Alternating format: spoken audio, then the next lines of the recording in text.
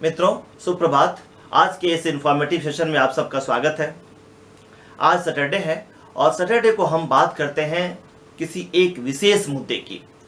तो आइए शुरू करते हैं आज का मुद्दा। आज का मुद्दा एमएसएमई के लिए घोषित कर्ज को लेकर के है कि आज के परिप्रेक्ष्य में एमएसएमई के लिए घोषित 3 लाख करोड़ का आर्थिक पैकेज कितना उपयोगी है।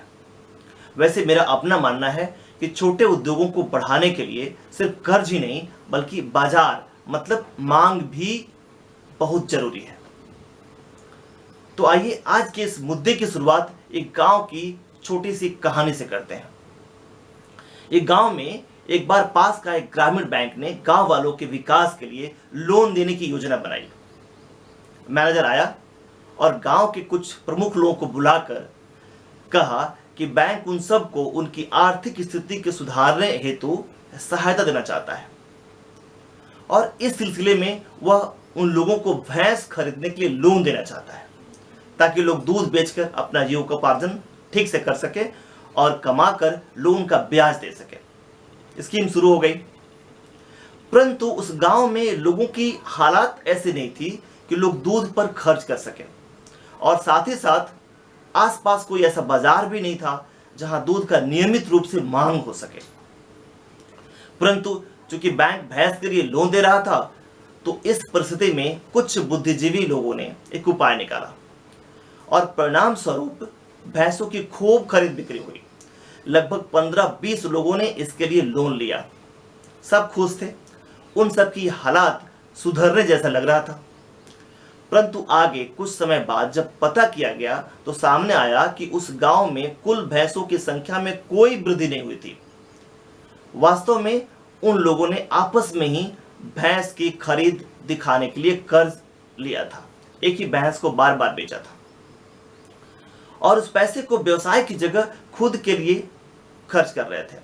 आखिरकार लोग इस कर्ज के जाल में फंस चुके थे क्योंकि उस कर्ज से कुछ उपार्जन तो हुआ ही नहीं था।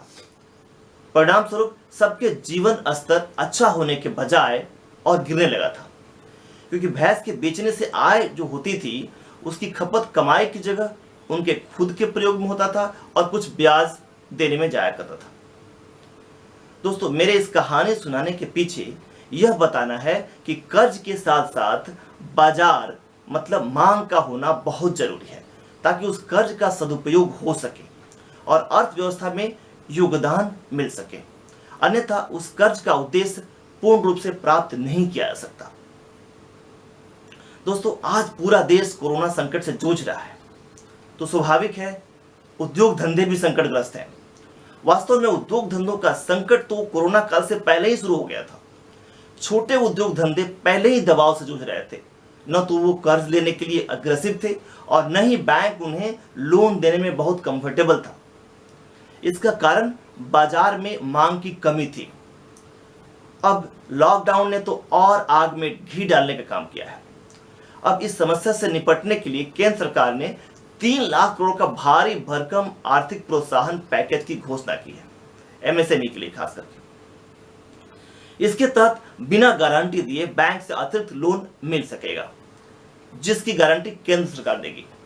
हालांकि सरकार के इस सहायता कदम की लगभग हर तरफ से स्वागत हो रहा है और होना भी चाहिए क्योंकि सरकार बड़े अच्छे नियत से इस स्कीम को लाई है। परंतु साथ ही साथ यह यक्ष प्रश्न भी उठना स्वाभाविक है कि क्या ये कर्ज की मदद करना ही छोटे उद्योगों को बढ़ाने के लिए काफी है? क्या इस कर्ज के माध्यम से ही बाजार में मांग का क्रिएशन हो जाएगा और बाजार चल पड़ेगा? क्या इससे अर्थव्यवस्था का चक्का जो मांग और पूर्ति से चलता है कर्ज के आ जाने से चल पड़ेगा? मेरा मानना है शायद ऐसा होना मुश्किल होगा क्योंकि मैं समझता हूं कि कर्ज की सार्थकता तभी है जब बाजार में माल मतलब प्रोडक्शन या उत्पाद की मांग हो ताकि व्यापारी माल बेचकर मुनाफे से ब्याज और मूलधन चुकाने में सक्षम हो सके। नहीं तो अतिरिक्त कर्ज लेना उसके लिए घातक साबित हो सकता है क्योंकि अगर बाजार में छोटे उद्योगों द्वारा बनाए गए माल की मांग हो तो व्यापारी किसी न किसी प्रकार से अपना उद्योग चला ही लेगा, चाहे उसके लिए खरीदार से एडवांस लेना पड़े, अपने रिश्तेदारों से उधार लेना पड़े या उसे लाला साहूकार से ही क्यों न कर्ज लेना पड़े। यहां तक कि डिमांड को देखकर तो बैंक भी आसानी से लोन देने को राजी हो जाते हैं। आज के परिदृश्य में देखिए ना, आरबीआई रेगुलरली रेपो रेट एवं रिवर्स रेपो रेट घटा रहा है। कल भी रेपो रेट घटाया है ताकि लिक्विडिटी व्यापारियों तक पहुंचे, परंतु इसका असर होते हुए बिल्कुल नहीं दिख रहा है। बैंक आज लोन देने से डर रहे हैं। रिवर्स रेपो रेट के कम होने के बावजूद भी आरबीआई में पैसा पार्क कर रहे हैं। एक तरफ बैंक लोन देने में डर रहे हैं, तो दूसरी ओर अपने बुक्स को ठीक करने के चक्कर में मोरेटोरियम की मांग कर रहे हैं, और साथ ही साथ उस मोरेटोरियम लेने वाले को लोन देने से भी कतरा रहे हैं। स्थिति बहुत ही असमंजस की है। आज ईमानदारी से काम करने वाले व्यवसायी लोन लेने में डरेंगे कि पैसा लगाएं तो लगाएं कहां, ताकि कमाकर कर चुकाया जा सके। परंतु कुछ बेईमान व्यापारी और बैंकर इसे मालामाल होने का अवसर जरूर बनाना चाहेंगे, क्योंकि उन्हें पता है कि बिना गिरवी का लोन है और गारंटी भी ऊपर से सरकार दे रही है। इस परिस्थिति में वैसे लोगों को ही देना पसंद करेंगे जिससे मोटी कमीशन मिलता हो। उदाहरण स्वरूप मान लीजिए कि कोई व्यापारी अपनी प्रॉपर्टी गिरवी रख 50 लाख का लोन ले रखा है पहले से। अब बैंक अधिकारी ने उसे वर्तमान पैकेज के तहत 1 करोड़ का अतिरिक्त लोन और दे दिया। बाद में अगर व्यापारी ने बता दिया कि उसकी फैक्ट्री नहीं चल पा रही है और उसे बंद कर रहा है, इस कंडीशन में क्या होगा?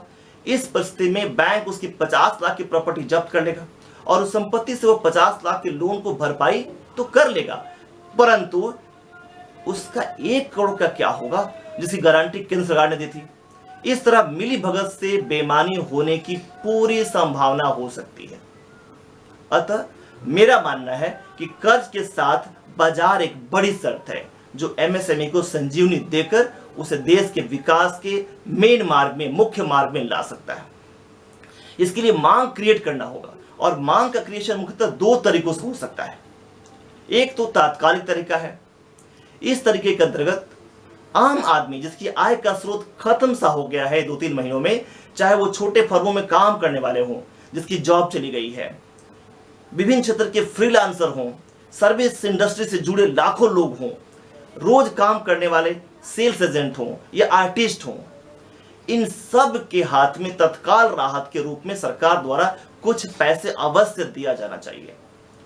उनकी राहत पैकेज उन्हें फिर से खड़ा होने में मदद करेगा, तो साथ ही साथ उद्यमियों के लिए डिमांड भी बढ़ाएगा, क्योंकि ये वे लोग हैं जो न तो मजदूर वर्ग में आते हैं और न ही किसान वर्ग में।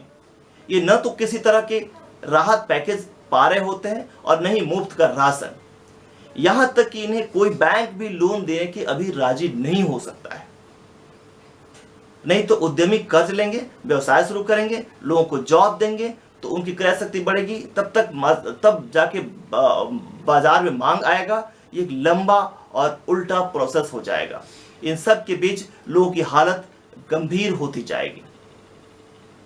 और दूसरा उपाय है लॉन्ग टर्म का, मतलब छोटे उद्यमी द्वारा बनाए गए माल को निर्यात के लिए उपाय किया जाए, जो सरकार कर रही है। अपनी घोषणाओं में बहुत सारी बातें की है।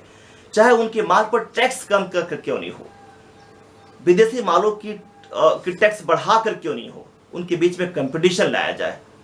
अपने देश में छोटे उद्यमी को प्रोत्साहित करने के लिए कोई भी कदम अगर अपनाना हो तो सरकार को हिचकिचाना नहीं चाहिए, चाहे विश्व व्यापार संगठन नाराज ही क्यों न हो। उद्यमियों के साथ गुणवत्ता पर कोई कंप्रोमाइज नहीं होना चाहिए। देश को आत्मनिर्भर बनाने का प्रयास होना चाहिए, जो सरकार की मंशा है।